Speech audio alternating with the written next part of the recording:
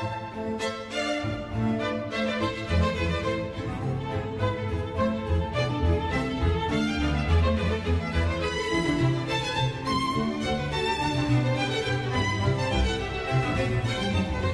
and welcome to another edition of the Bicon webcast.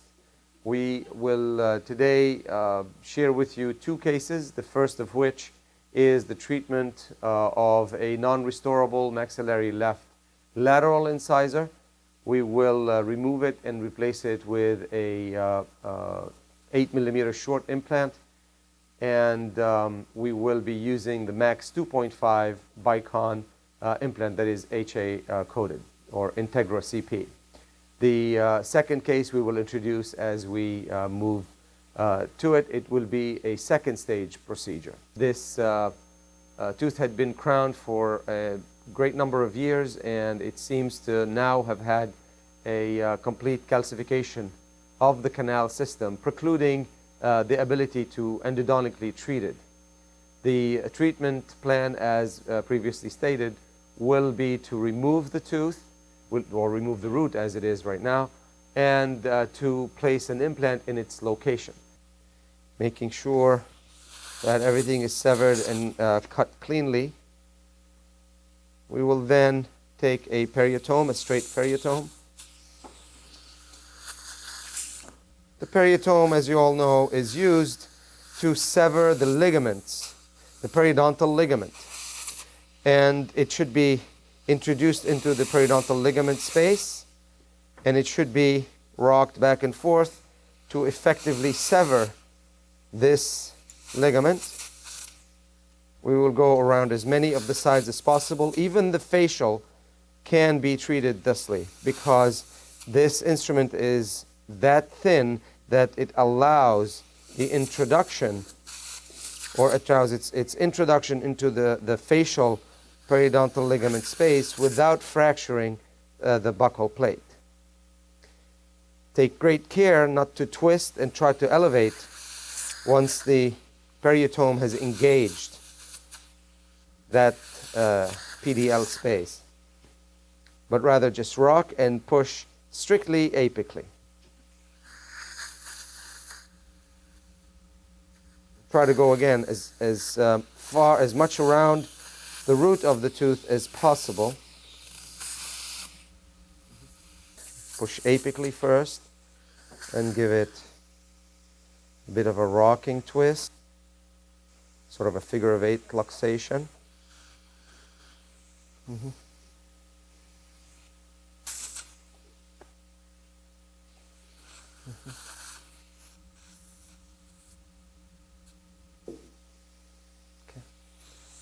For the atraumatic extraction, I favor the use of forceps a little bit earlier in the process, as they will rock and expand the periodontal ligament space as well as the walls of the socket, effectively allowing us the removal of the root with a lot less trauma.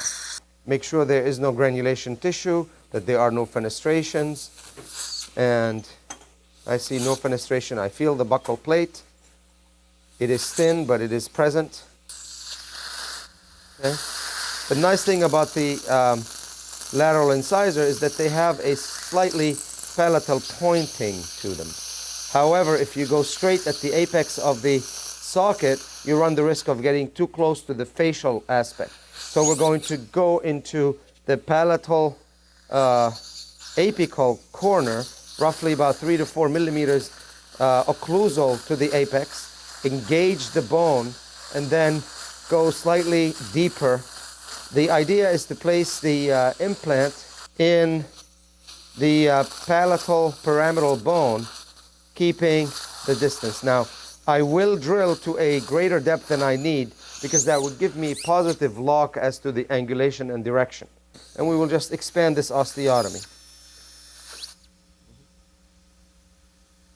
And always using a two-handed technique, with the index of the non-dominant hand playing the role of a sentry over the facial plate, so that as you get close to it, before you perforate it, it will bend and flex under the spinning osteotome or reamer, and you will be able to avoid unwanted results.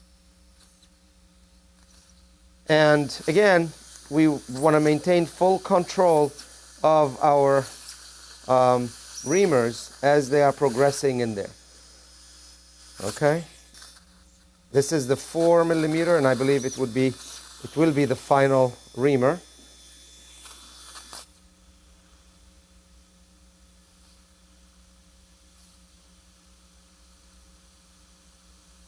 Okay?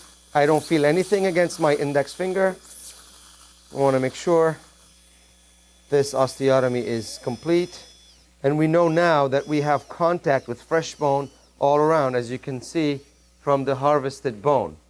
Make sure that the walls are trabecular in nature. In other words, they're not the glassy surface of the dentin of a root. We want to make sure that none of the little shavings of bone are going to be staying in the bottom of the osteotomy, preventing our full seating of the implant. You may suction now. We will then engage the inserter retriever, gaining a handle onto our implant.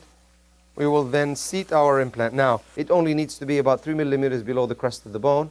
So what we will do is seat it until the bottom of the bevel on the inserter retriever is flush with the facial soft tissue suction. Now at 3, this is 4. That's it. Drape the the cover or the black healing plug onto a perio probe, seat it fully. We will take whatever little bone we shaved from that area, we will pack it over the implant. It will act as yet another barrier, and it will help speed up the integration of the shoulder portion of the implant. We used about a half or a third of a collagen plug. Then we will take a figure-of-8 suture to hold it in place. This plug will serve the purpose of closing over the implant while allowing the body to migrate over and heal it naturally. Right, so what I do now, instead of tying it, we will go back as if it were a horizontal mattress suture, only it's crossed over to the other side. This will now allow for a provisional to be made and cemented, or even a flipper move. Okay, so as you see, the radiograph shows basically the implant in its position. I told you it will be roughly about 3 millimeters, 2 to 3 millimeters below the crest of the bone, exactly where we want it. It is occupying the socket almost entirely. It is at good 2 millimeter distance from the root of the central, root of the canine. It is exactly where we want it to be, and as you could appreciate clinically, or at least when you're looking at it, we have a good parallelism in terms of the position of the implant and the emergence of the abutment in that area.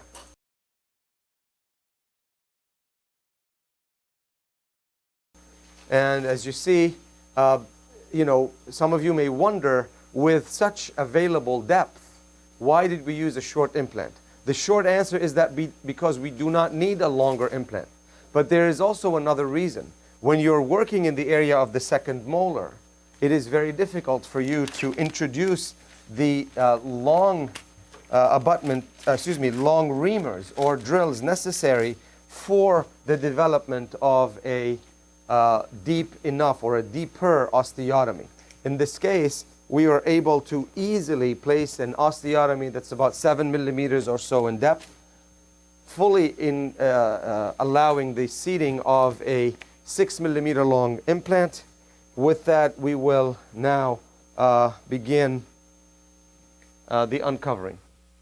Okay, we're able to make a crestal incision, and as you can see, there is actually the divot of the previous incision that was used for the placement of this implant. We will drag it mesially until we hit the distal surface of the tooth, and we will allow for the development of the flap to become sort of sulcular.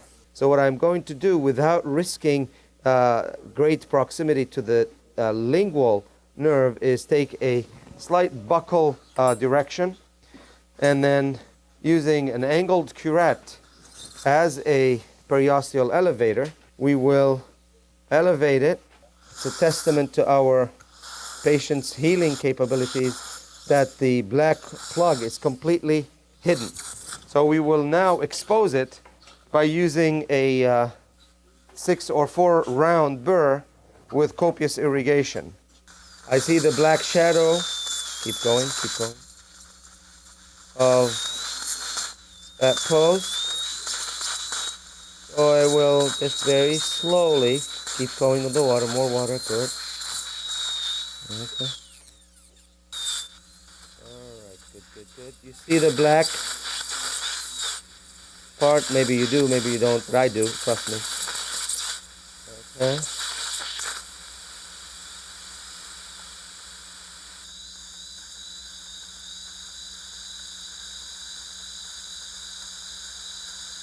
Good, that's it.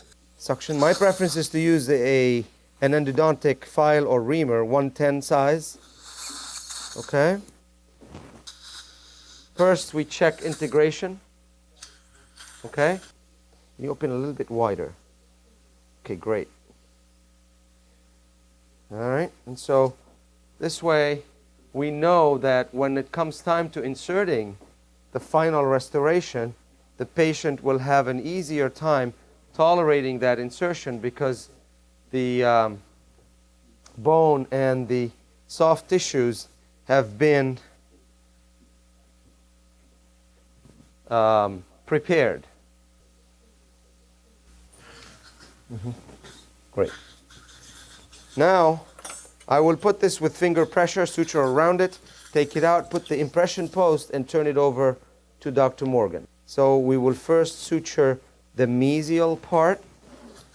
And again, like I said, a buried suture or a buried knot will be used so that it doesn't interfere with the way the impression is being taken. All you have to do is sort of reverse it so that the knot is on the other side. Okay.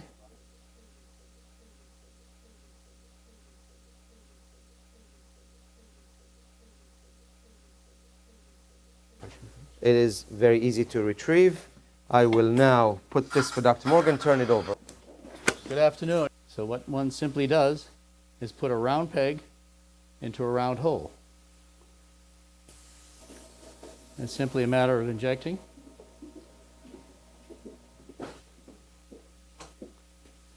Must always remember that the technician does not have a TMJ.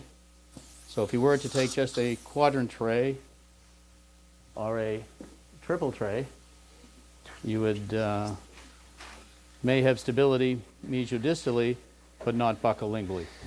So 2.5 minutes has passed, and we'll just remove the tray. And if all goes well, the impression post remains, and the only thing that is picked up in the impression itself is the green acrylic sleeve. So as you can see, it worked. And once again, it's simply a round peg in a round hole. It could not be any simpler. If you all remember when you were in kindergarten, your teachers gave you square pegs to put into square holes, triangular pegs to put into triangular holes, and round pegs to put into round holes. And clearly, a round peg in a round hole is the easiest. Dr. Morgan and I thank you for your attention, and we appreciate your taking the time to be with us this afternoon.